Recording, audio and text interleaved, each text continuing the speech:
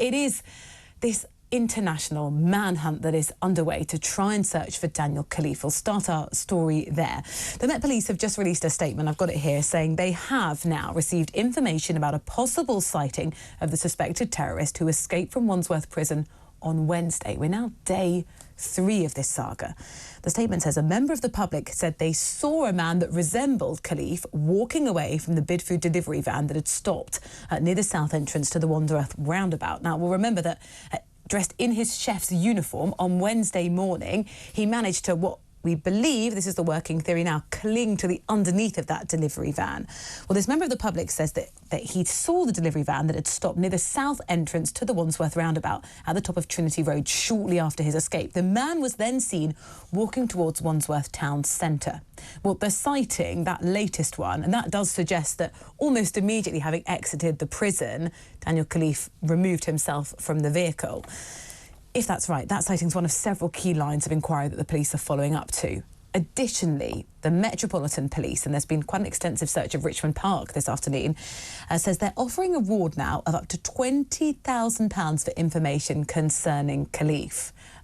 Maybe eyes peeled if you're in that area of London. Let's find out more. Joining me now is the National Chair of the Prison Officers Association, Mark Fairhurst. Mark, very good afternoon to you. Good afternoon, Rosie.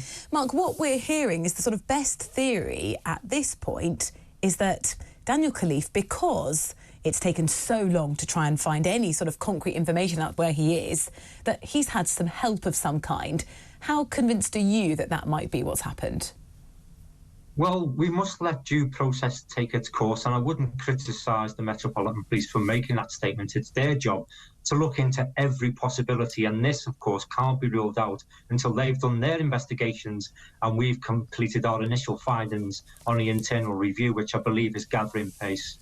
So what processes are underway now? Because there's two situations ahead right now. One is trying to find Daniel Khalife. That's clearly urgent. But the second of all is to work out why it was possible that he was able to escape. Yes, that's correct. Alex Chalk, the Secretary of State for Justice, who we have a really positive relationship with, has committed to an independent inquiry, and he wants initial findings at some point today. But what we can't underestimate is the effect that the cuts by this government have had on the service. We are on our knees. They have cut us to the bone. Since they've been empowered, they've reduced our budget by over £900 million.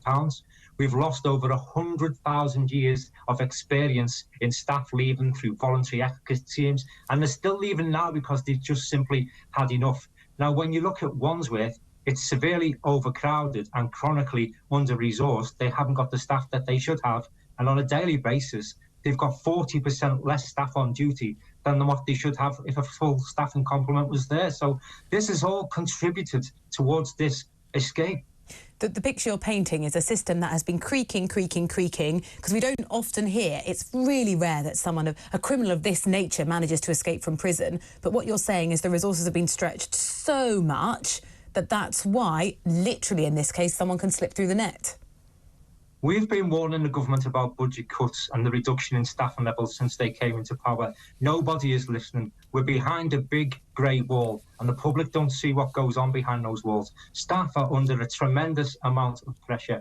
And what concerns me with this incident is, what sort of staffing levels did we have on duty? What should we have had on duty at the time?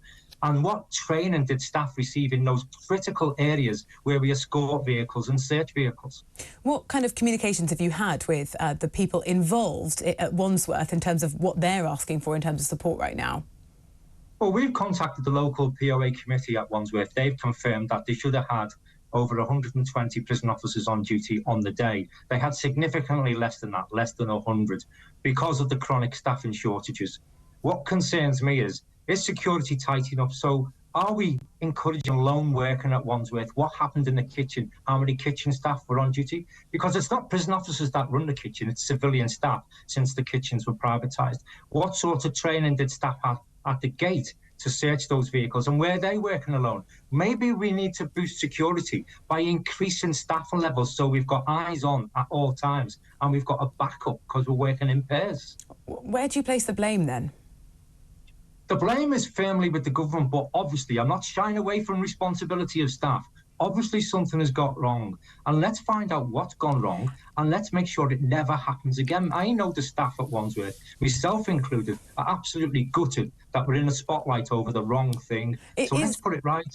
Yeah, I mean, Anne Widdecombe, the former prisons minister, was saying it is the utmost sort of basic checks that you would just run a mirror underneath a delivery van like this to check that a prisoner was there.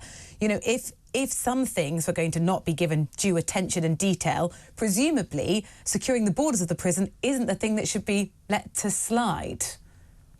Well, that's yet to be discovered. Let the internal inquiry discover what exactly went on. But if, as people are suggesting, that this was a pre-planned escape, it could have been a very sophisticated escape. Who's to say that under that wagon there wasn't a concealed compartment that this guy strapped himself to? So even if he did those checks, he would have been invisible to human eyesight.